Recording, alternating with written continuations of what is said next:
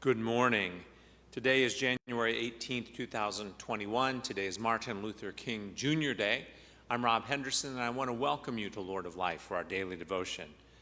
I've been reflecting this morning on some pillars: Desmond Tutu, Nelson Mandela, Martin Luther King Jr., and Stacey Abrams.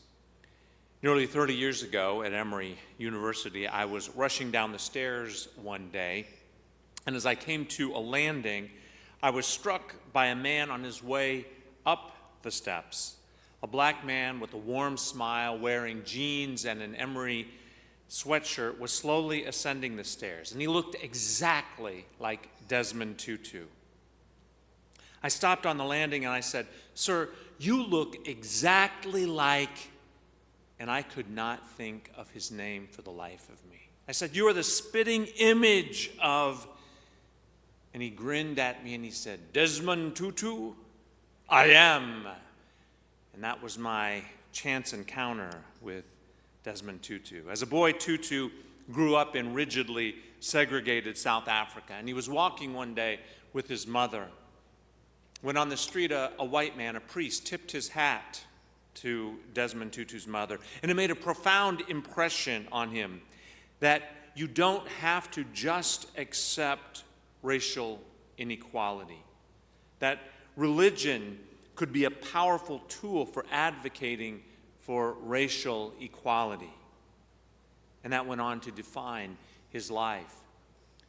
Stacey Abrams was the valedictorian of her graduating class in Atlanta, Georgia. And in Georgia, seniors who are valedictorians are invited to meet the governor. And so all of the valedictorians were invited to the governor's mansion, but the Abrams car had stopped working, and so they had to travel to the governor's mansion on public transportation. They reached the governor's mansion, got off the bus that had delivered them there, got to the guard station, and were told, "You don't belong here."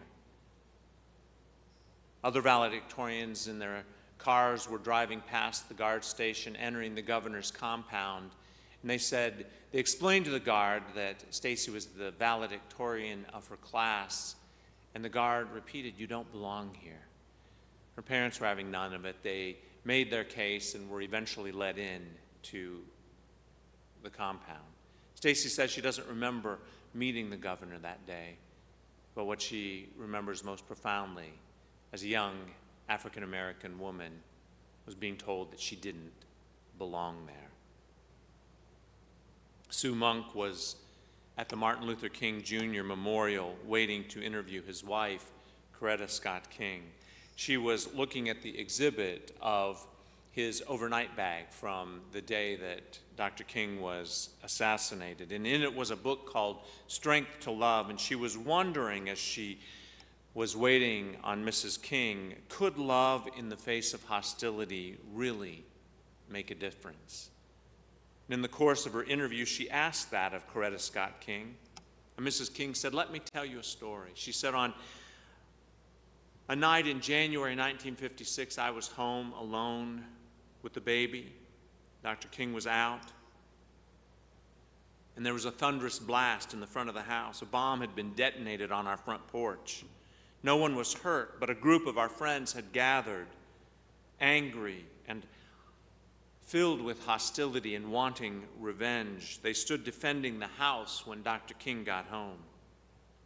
It was the first test of his theory," Coretta said. "He hushed the crowd and asked them to lay down their weapons and go home.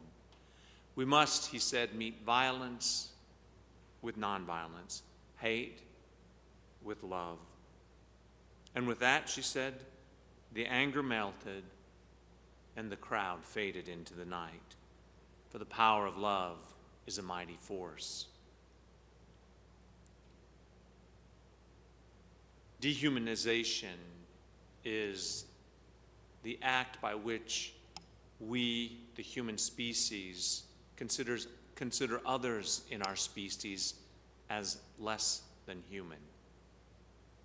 In these days, we must face dehumanization with rehumanization. Dehumanization deems someone as less than human. It's a response which seeks to elevate one over another, one race over another, one political party over another, one gender over another. But as Christians, we are followers of Christ. And Paul wrote in Galatians, in Christ there is no longer Jew or Gentile. There is no longer slave nor free, nor is there male or female, for all are one in Christ Jesus.